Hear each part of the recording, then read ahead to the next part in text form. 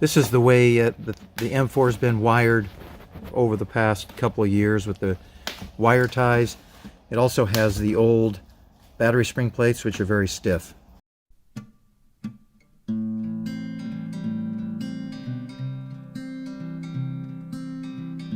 Removing the screws that mount the battery spring plates.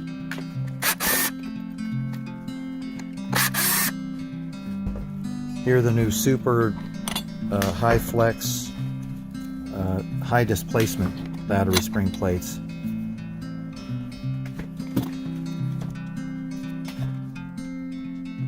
He's going to change the location of the screws. He's going to use the high mount screw on the outside corner and then put the low profile screw in the middle position so that it doesn't interfere with the battery terminals when it's pushed in and out.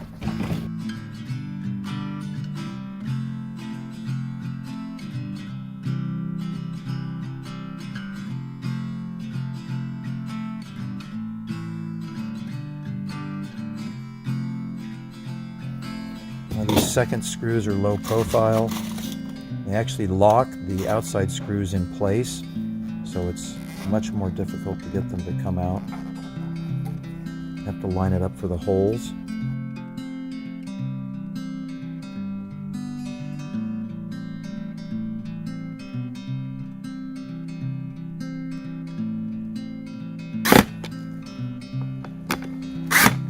If you use an electric drive, make sure you use the low torque setting. Now he's going to remove the wire nuts and make sure they're twisted together nicely. Then use some ferrules over them. This snap lock fitting, we really don't like those. You definitely want to, if you have those, make sure that you replace them with wire nuts.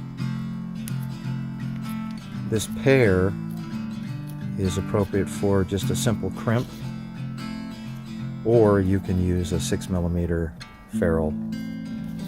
He's using a crimper. You can use pliers, and you need to bend the end over itself to prevent those wires from coming out if you're using just a regular set of pliers.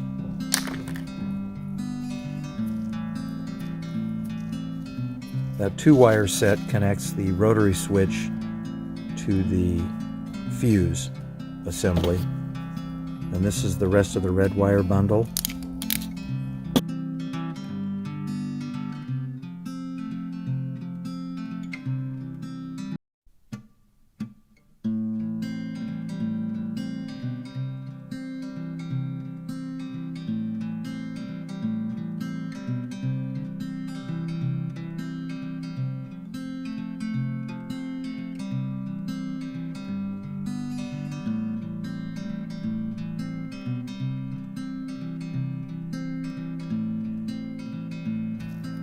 Here's the Euro connector.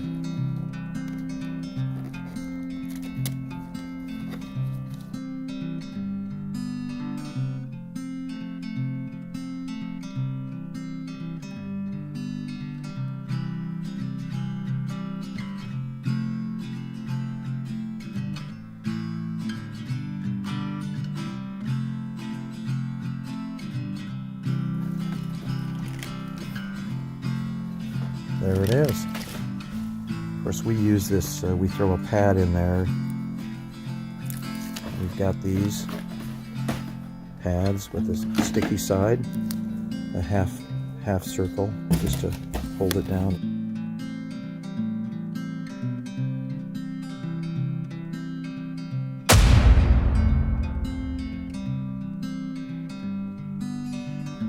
Okay, Enrique just showed how to rewire using the new hardware. There's a couple of things we didn't go into detail with, and we'd like to. So in case you were missing, and this is part of the upgrade kit, is this 15-amp fuse assembly. If you're missing that in your original wiring scenario, then you're going to want to wire the red from the rotary switch to one side. Obviously it's not polarized. One side of the assembly. And there's 2 ways to connect these. He chose to use a 6mm crimp.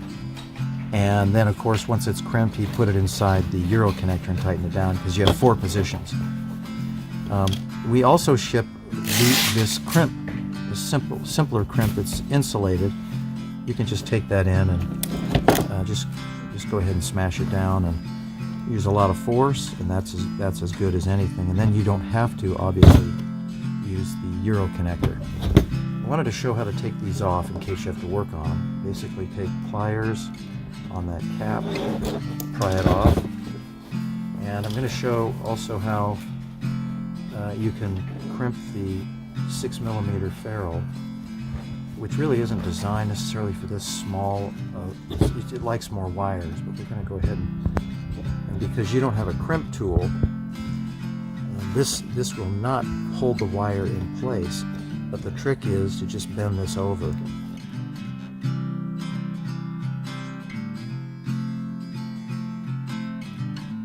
I come out and it feels good, and then that's when you go ahead, make sure it lines up with the screw and tighten that down. And of course this other red side goes to all the other red wires.